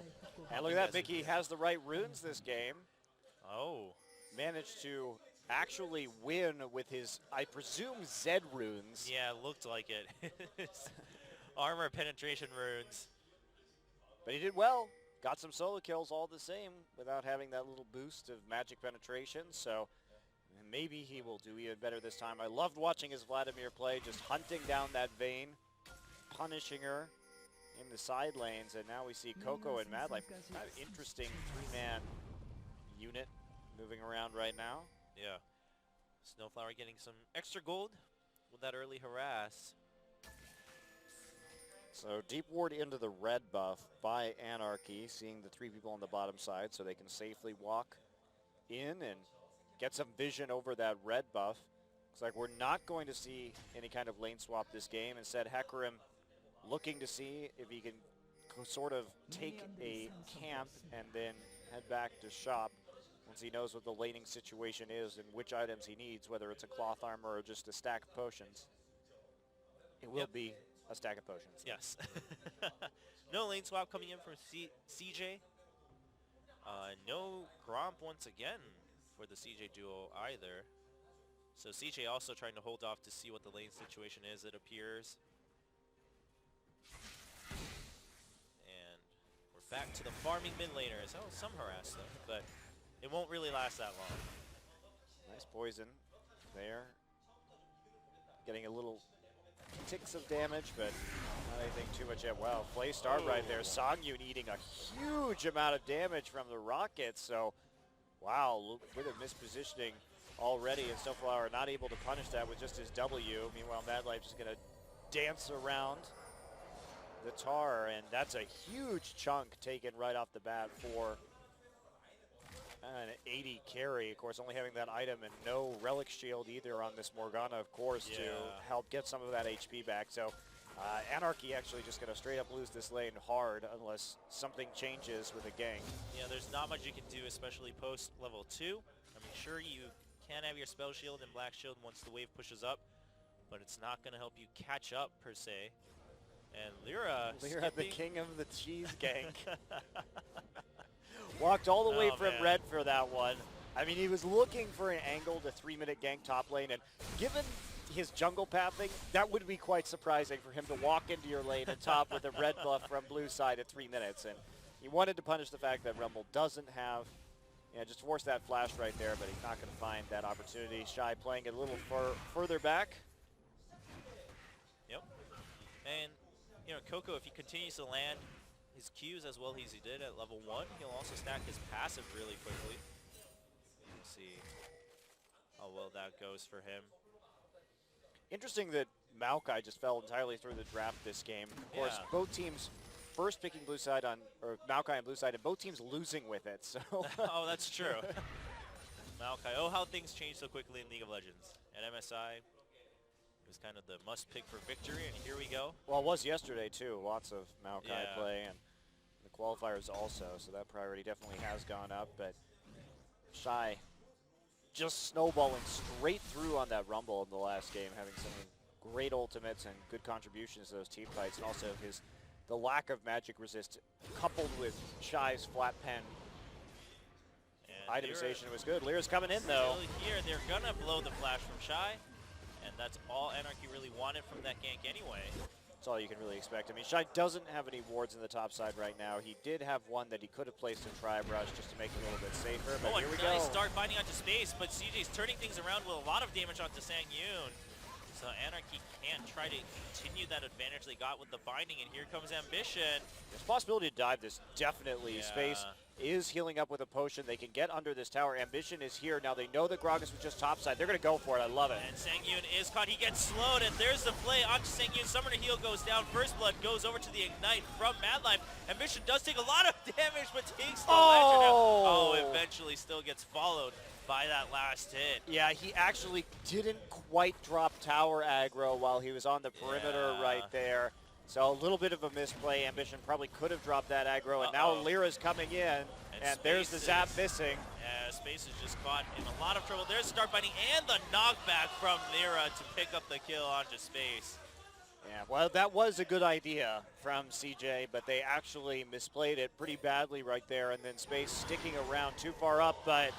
Well, look who else is too far up. It's going to be Ixu. I'm not sure how he got all the way back there, actually.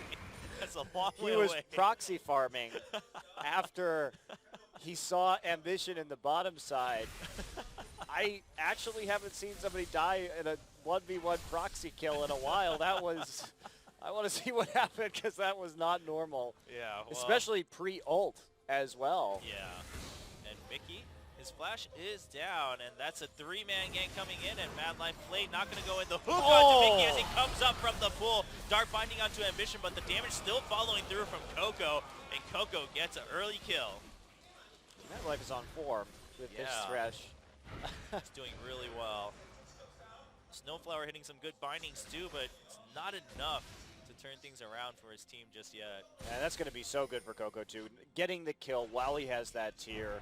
Starting to shove this lane up. Madlife taking out this pink ward ever so slowly as they attempt to set up for this dragon. Ambition wants to take it right now. Jinx going to make a move, but is actually currently blocked by SiêuKINH. So Space can't get into River at the moment. He's actually taking a lot of damage, and Snowflower showing up.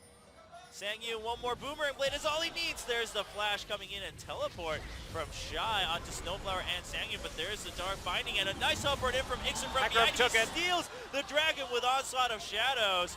And Shy also gets caught back by Snowflower and SiêuKINH. So actually right there, Ixu has that smite, remember, so we actually engaged in a smite battle with Ambition and won, shockingly enough. So Ixu putting that teleport to work, and Shy not dropping the equalizer action on the bottom side. I think he may have been able to do some more damage down there. Yeah, I think he was trying to hold off to see if he can join his team in the river, but it ended up not working out for him. Like you said, Ixu with a big play for Anarchy. CJ's still ahead in gold, of course, thanks to the extra kill, but Anarchy is going to be pretty satisfied with that first stack of the dragon.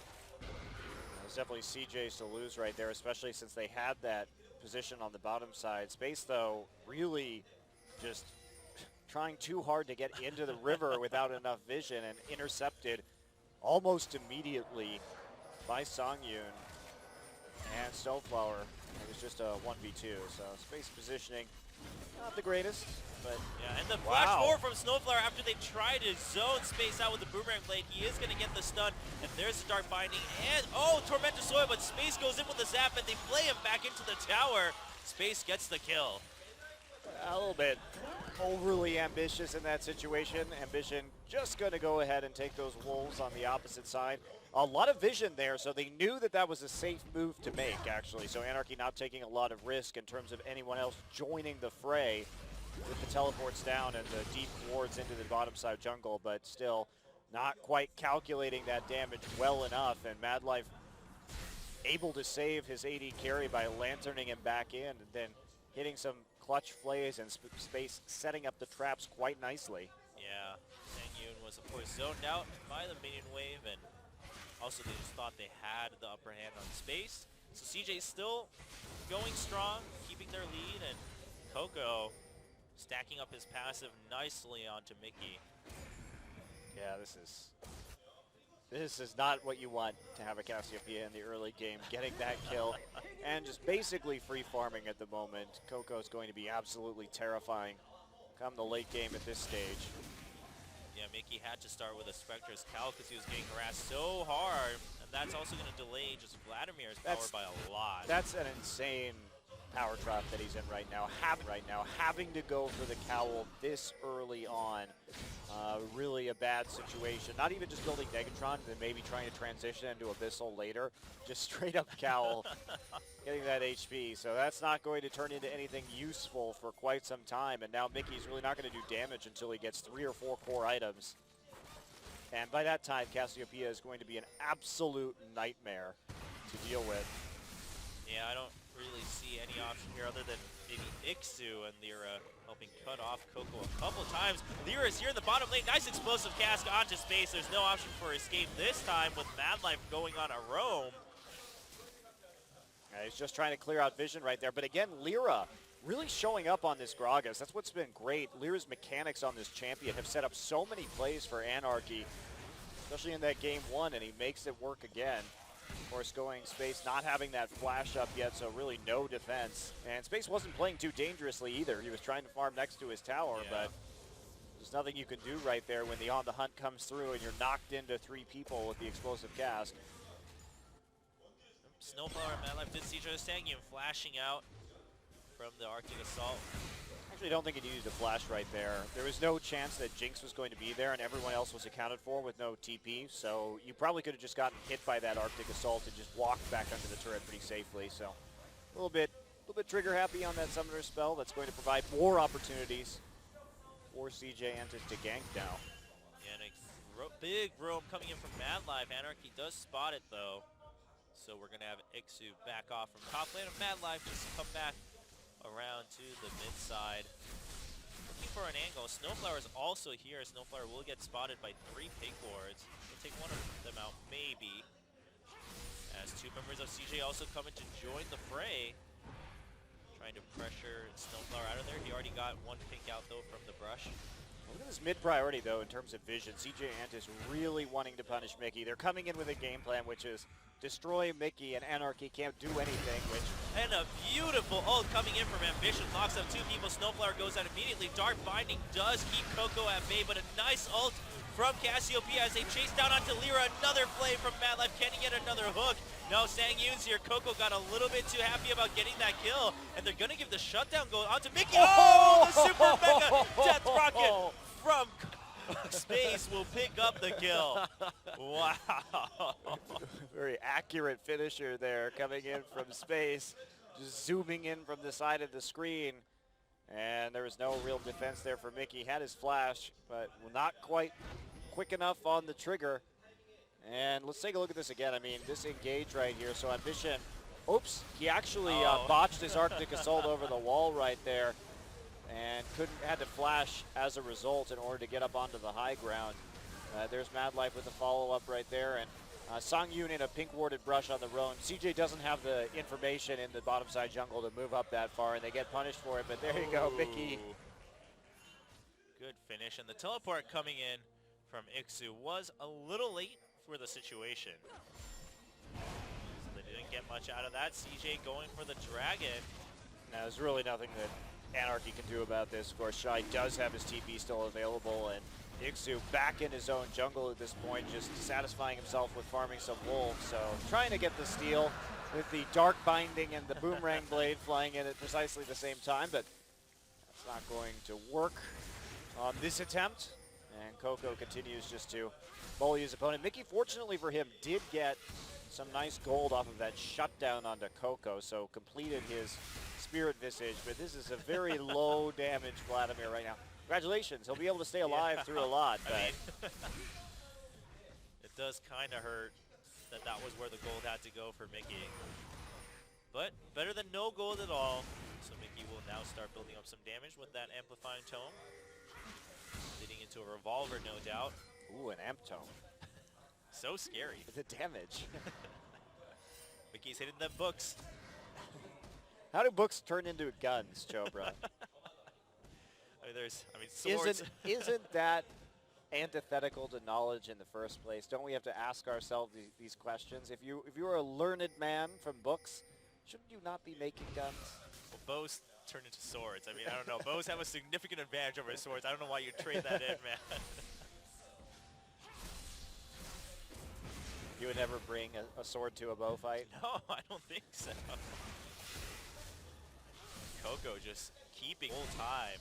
Well, Coco's also been able to not build the Abyssal Scepter first, which is great for him because he can get the Archangel Staff and really build for damage right now, just because Mickey is no threat to him in terms of trades with all this Spirit Visage first nonsense. Yeah. Coco, the only thing he needs to worry about is ganks, and he's well prepared for that with all the vision from himself and his teammates. I mean, Mickey, every time he goes in from 1 CS, he loses half his health, and then he finally claws back into full health when the wave hits the tower. Well, it's good containment from CJ. You've seen that everyone is playing around this. Mad Life's been leaving lane just to pink ward up the mid lane this entire game. They're just putting Mickey on notice here. I mean, just putting that pressure down as much as possible. And here we go. CJ again trying to clear out some of these pink wards. Push Lyra out of the bottom side. And look at that. I mean, Mickey just can't do anything. Oh my god. Taking down the tower. I wanna keep you here. Get up there, tides of blood. Like, no. Uh-oh, this is going to turn into a 1v1 fight. There's Ixu though, nice flash from Coco, but Hemo playing, he's going to lantern out, and he's going to live even after the explosive cast. Nice ult turnaround from Ambition coming in. Teleport from Shy from behind. Lyra will go down to Coco after that shield from the Archangel Staff, and there we go, Shy going in for the kill. Ambition actually picking that one up. Yeah, Ixu trying to make a play right there. They actually attempted to bait Coco into that, but Mad Life coming up again with the plays. The last two games have basically just been a Mad Life highlight reel so far. Yeah, really good awareness for his teammates and what kind of danger they might be in. Coco, of course, upgrading that Seraph's Embrace just in time to have that shield after the last push in lane. Yeah, that was actually a very fortuitous upgrade during that timing because it's not looking too good before that. So Mickey just baits him in right here. I mean, Ixu is waiting. It's a nice setup, and they think they can take down Coco and turn this game around just a little bit. But there's the shield ripping him out of harm's way, and Mickey does go down to the Tix. Ambition also there to wrap people up with the Glacial Prison, and there's the TP advantage that you mentioned. Anarchy overcommits to that one through and through. Once you see Coco get lanterned out, you're done. You can't make any more plays. You have to know that if you keep pursuing, you will get teleported on, and you will lose that fight. So, I like the idea, but the follow-up was a little bit aggressive. Coco now is a death cap. Surprise rumble. Ooh, ow. Oh, that hurts a lot. Well, I mean, SIEU has another health crystal right here, but it looks like he's probably going to be going for the Trinity Force again just to take out Jinx, but that's not going to help him in lane very much versus Shy. Okay, just gonna melt that Hecarim in lane. You know what else is weird? Hats are stronger than guns and swords. I mean, hats are like the strongest thing. Learning a lot from TF2 here. Hats are OP. Especially the sorting hat. The sorting hat is pretty strong. Sorting hat is the most OP item in League of Legends. And Anarchy trying to get some semblance of vision control back near the dragon as it spawns in 50 seconds, while Coco still has full control over what Mickey can do in this game, which is not much after that kind of lead for the Cassiopeia. Ult not up for Coco though, so that's something that Anarchy can maybe try to abuse in a team fight. Although they are pretty behind on levels too. You know what item I want to see? So it starts with a longsword. Okay. Hey, wait. Oh, am I going to be able to describe this, or is CJ going to do something exciting Well, like dive this tower? Yeah, they're looking for a dive, and SangYun, and they're going to turn back around onto Ambition, but Mad Life's right there, nice black shield, will prevent the hook, and Ambition just took a beating there. So here's my great idea for an item, Joe. Are you ready? I'm ready. It starts with a long sword or a BF sword, and it's called Swords to Plowshares, and it just turns into an item that gives you, it doesn't give you damage, it just gives you more gold from farm. That sounds that sounds pretty reasonable. So you get some damage initially, but as soon as you create the item, you actually just get more gold from farm, and your damage just no additional damage. So you just ramp it up. It's like a really terrible Avarice Blade. You know what you should do? You should get enough referrals and then try to make that into a real thing here in League of Legends. Actually, Anarchy got 2 towers in exchange for that little dragon right there, so nice bounce back in terms of gold. Still behind thanks to the 10 kills already racked up by CJ Antis and the fact that they're just really equalizing in terms of turrets right now. Mickey is getting closer to his Will of the Ancients, but still pretty far behind, especially considering Coco already has a death cap and that Archangel staff. Yeah, Shy also on his, oh, he built the Giant Spell afterwards. Doesn't feel the need for the full Zonius just yet. Wants to go for Rylai's, which is pretty reasonable considering the speed boost coming in from Anarchy, and it will allow him just to go ahead and peel that off a little bit better. And of course help Coco just kite through all of these very rapidly moving champion. Ambition trying to steal it. Not sure he did. Did he get it? I think so. He got it, yes. Yeah. Well, nice steal from Ambition. Not too much of a takeaway from Vladimir. I mean, you don't really care about that. Right. More so from Lyra than Vladimir, but all the same, I mean, Lyra is okay without it, just would prefer it if he had the choice. Good, another needlessly large rod here for Coco. I don't know what you can do against the CJ team. I wonder if he's actually going to go for a Zhonya's Hourglass here, just because Hecarim and Sivir are the main damage threats at this point in time, or whether he's going to go for a Luden's Echo, which of course is an excellent item on Cassiopeia, considering how much you move and spam spells. Really can do a whole hell of a lot of damage with an Echo. Given the way the team's been playing, I wouldn't be surprised if he went for the Echo. I mean, Ambition and Mad Life really on top of keeping Coco defended, but here comes the tower. Oh, just gets denied by Ambition, but a nice deny from SIEU. On return, a nice ult keeping Snowflower at base. SangYun's gonna rock right onto that equalizer, and it hits 2 people, but Coco is still down, and Shy actually gets caught by 4 people. Super Mega Death Rocket not getting a kill, and SangYun comes around the wall to pick up another kill onto Shy. That was just a great engage right there. Not one that CJ was expecting, but it was a 5v4 over the course of that. They realized that this Jinx was just farming in the bottom lane, and so that they could take some sort of advantage, and now they're going to pile through, get a turret as well in exchange for a couple of kills to boot, so they pull themselves nearly back even. in this game off of a very decisive engage, and they got Shy's teleport as well, so pretty even in terms of the summoners utilized, but just taking advantage of the fact that CJ wasn't grouped and Anarchy was. Madlife charging forward to try to catch up to Lyra as Ambition finds him first. Mickey is a little bits away, and he does get the hook. There's a zap. Space coming in for the damage. Can he get the kill? Should be able to. There's the explosive cast. Ambition actually picks that one up. Gonna try and Baron right now. Pings right down onto the Baron. But Cassiopeia over at blue buff, and there's Mickey on hook dodging duty. And it looks like Cassiopeia just wants to split down into the bottom side. So no real threat at the Baron right now. CJ just starting to set up. Maybe they can force a favorable fight in a few minutes. Shy clean up some waste, but SiÄU doing some decent damage now. Cassiopeia actually going to loop around the backside to try and take out SiÄU here. Oh, but they're going to run into 4 people if they don't watch out. So Anarchy going all the way into their jungle. Iksu coming forward, and we'll just back out after all that damage. SiÄU also has to use on the hunt to just run away from Ambition. Anarchy got split in their own jungle with the invade coming in. Good collapse right there from CJ to force some pretty crucial ultimates out of Anarchy, and now they're going to force a face check as well as they go through the motions of taking down. Oops. Oh, the ult not gonna connect with Snowflower there for the stun. So CJ actually will have to give up on some of that they set up at the Baron as Anarchy starts to push towards this tier 2 and mid. It's actually a huge ultimate to lose right there. A bit overly aggressive considering that Snowflower is playing Morgana. They do have that black shield to use as well.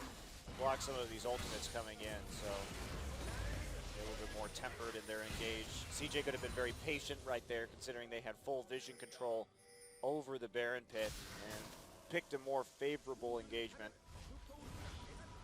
Yeah, the Black Shield has been doing a lot of work for them. Helped SiÄU evade the Equalizer last fight, although he was on top of it.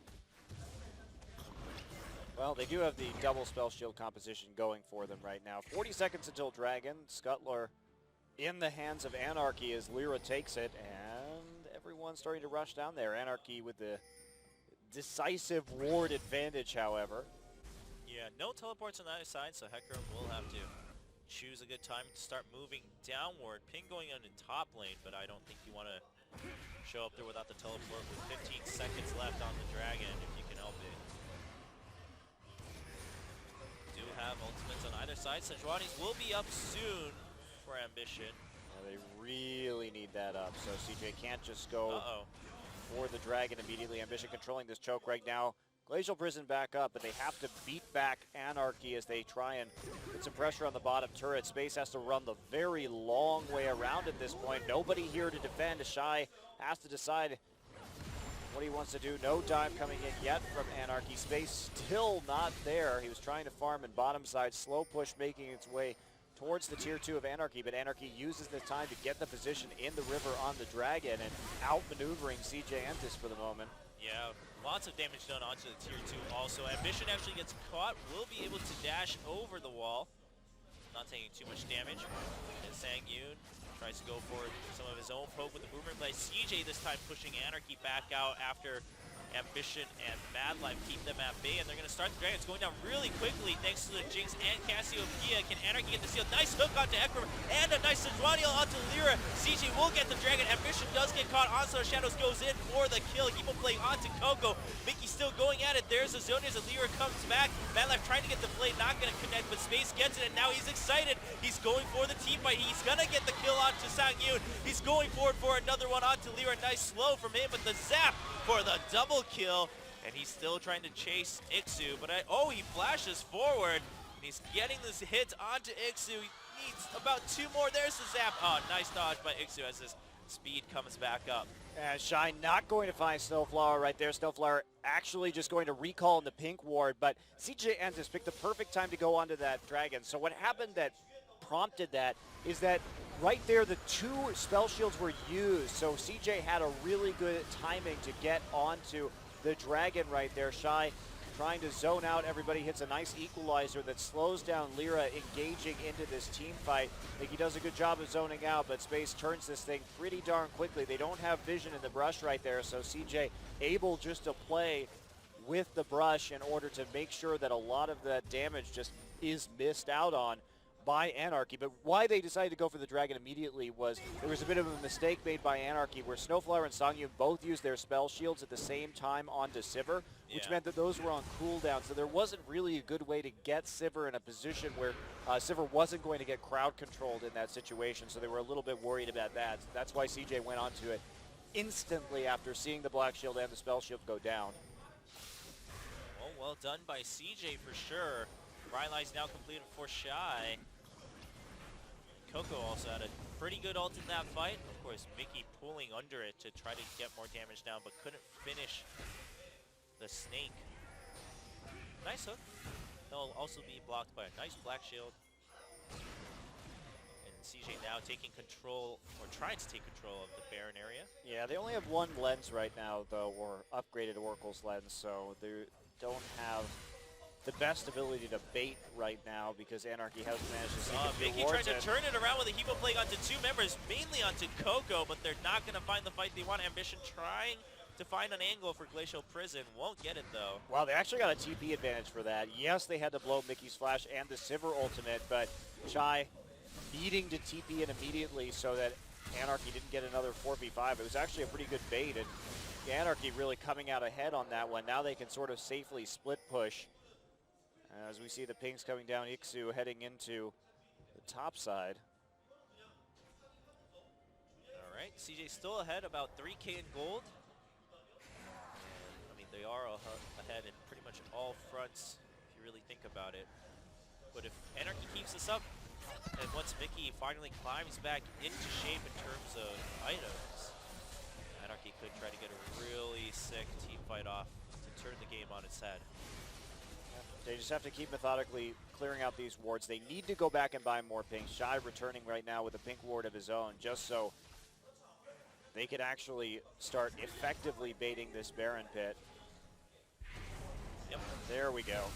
Coco in the front line. Snowflower actually going to get caught after his Black Shield is down, but a nice Dark Binding on Coco will keep him at base. Snowflower dodges the Super Mega Death Rocket, does still get locked up, and the last rocket from space will go in. Good play onto Ixu, not going to connect with the death sentence, though. Now they can start at least trying to do this Baron right now. See if they can force an engagement. Shy does have Equalizer up. They're going to stand in that dot brush, but there's pings going down, so Anarchy has a good idea what's going on. Death Sentence will miss. Shy just going to pop out of the brush and fire off a couple of harpoons before they start their work onto this Baron. Ambition's taking a decent amount of damage. They're going to have to watch out even with all these shields, and Anarchy's looking to come in. There's a ghost, and Hebo Plague onto 3 people, pulling under, trying to get the kill onto Ambition. Not going to get it. There's a Zonias for Mickey, but that's just going to extend the time while CJ turns it around. Shy trying to chase everyone away. He is overheated. Ambition very low. Nice Boomerang Blade onto Shy, but Sangyun very low. Explosive Cast comes in. They can't get the kill onto Space, though, as Ixu gets frozen by Coco. So does Lyra, and that turns into another kill for Space. Can he chase forward? Ixu's pretty healthy. CJ will back out. Well, they did stop the Baron from going down, which was the main goal in that engagement, but they lost more than they gained. So CJ just slowly inching their way closer to a win right here. Now they have a chance to set up in the next minute for this Dragon. See what they buy on their way back. So nothing quite yet for Coco. I'm curious which item he's going to go for. And it will be a Zonia, so he's a bit afraid right now of Hecarim's ability to get on top of him. He has been chunked out of these fights pretty early, so can hardly blame him. Yep. I mean, Vladimir's still just not doing a whole lot of damage here. He got the Zonia's Hourglass, but still working his way slowly towards the Will of the Ancients. Meanwhile, Coco outputting heaps of damage right now, and back to clearing out Baron Vision. 30 seconds until Dragon. And CJ more concerned with the top side of the map, or at least making sure they don't accidentally trade a Dragon for a Baron right now. Yeah, good idea. Ixu did also get the Scuttle Crab for Anarchy, a Dragon, so Anarchy does have some control over what's going on in that side of the map. Interesting. Snowflower looks like he's going Righteous Glory on Morgana. That not a very common build that you see right there, but they really want to all in on this Jinx. Maybe it will work. I mean, has some merit behind it on paper.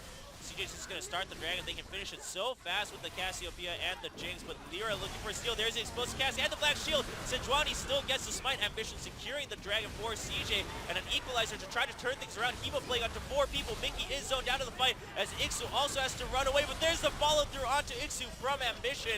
He will get out of it at the end, and CJ Entus not going to find a kill. Zap onto Lyra, but he's pretty healthy.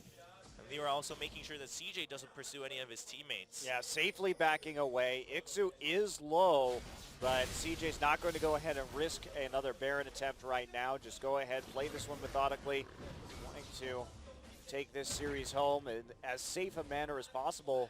Anarchy definitely putting up a good fight this time, continuing to contest these objectives as best as they are able and staying relatively even in terms of gold, but CJ is looking much more on form in this one.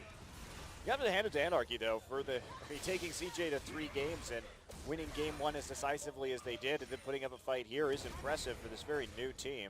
Absolutely. I mean, people were expecting Anarchy to just kind of fall through to the bottom of the league very quickly, but well, I think if they were still playing with CV Max, they would. This is also, it's not fair to Anarchy that this is not exactly the same team we saw in the qualifiers. True. See if they can continue to improve across the season and maybe take a mid-range spot on the rankings by the end of the summer season. Wouldn't be too surprising given how they're playing, especially if maybe they can pick up a supporting staff as they go through. Yeah, hopefully they can find a major title sponsor soon, but after seeing these first couple of days, I'm sure that they're going to be quite an attractive opportunity for sponsors. Yeah, wouldn't be too surprised. And CJ, really good shape in terms of items. He can pressure the lanes fairly well. Lyra gets caught out a little bit by Space. He's going to want to back out. Those rockets will start to hit you pretty hard with the crits from IE. Finally starting to push forward.